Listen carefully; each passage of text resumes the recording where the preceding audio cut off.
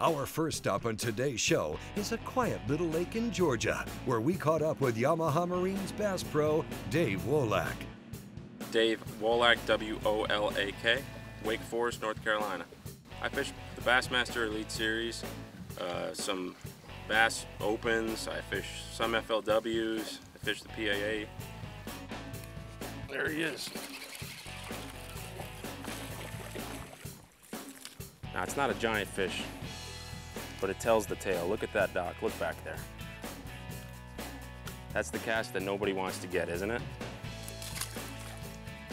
That's why I came in here. I saw that space, it's, I don't know, about 2 feet wide that goes back, got a cast past the bush. That's where he lives. Success in dock fishing, you know, comes in the type of dock and it comes in the type of cover, surrounding cover, the bottom content, all that stuff is important. But the single most important thing in dock fishing is getting that cast where no man has gone before. And I mean, if I was to pinpoint one thing, it'd be like, see that shadow that you can hardly cast underneath there? Well, that's where he lives every single time.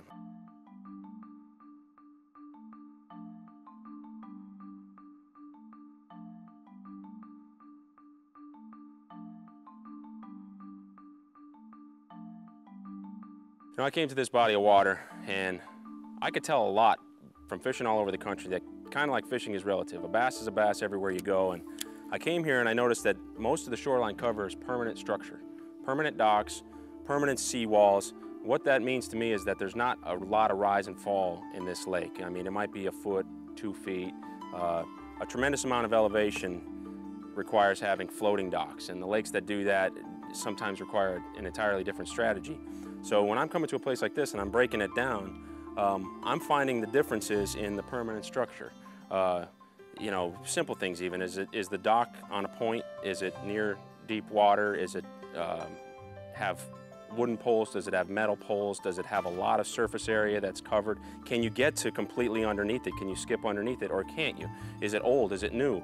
A lot of those little things, they sound like subtle differences, but they make a big difference in if they hold fish or not. And you know, something as simple as just testing a whole bunch of them and seeing which docks they're on and what type of cover they're on.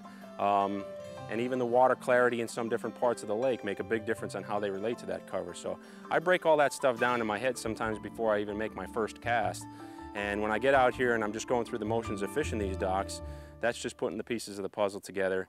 And you know, a dock like this sounds crazy, but sometimes the difference between just the simple of a painted versus non-painted dock makes a difference. Some wick up that heat a little bit more and magnify the heat. If you have one that's black or a dark old wood, may tend to hold fish more, may tend to hold fish less. So I look at all those little subtle differences and I try to put the pieces of the puzzle together.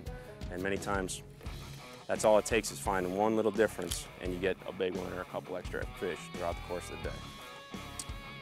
Time to move. I got to the shadowed side of this cove, and it's kind of, in many ways, defeating the purpose of dock fishing. You're fishing the docks because the fish are seeking cover, and there's no reason to seek cover if they're already in the shade. So I'm gonna get over to the sunny side of another bay and kind of work that over and see what happens.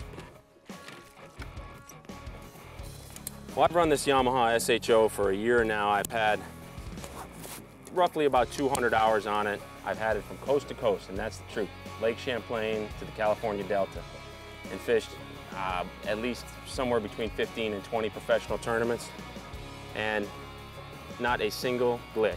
And it's performed in every way and better than I expected. The reception has been terrific in the bass world for the B.A.S.S. SHO. You know, one of the things that we hear from anglers all the time is that their fuel economy has allowed them to go farther.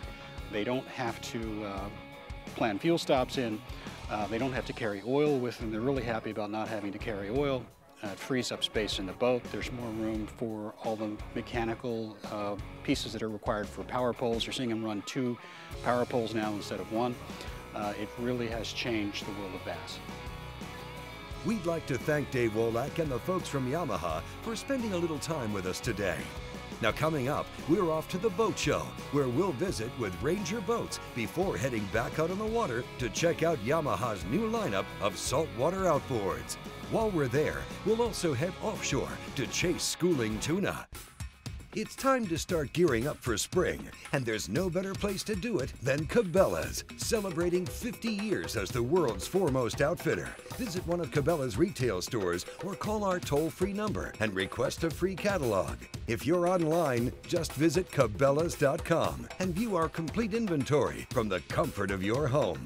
Stay with us. We'll be right back with more from Americana Outdoors.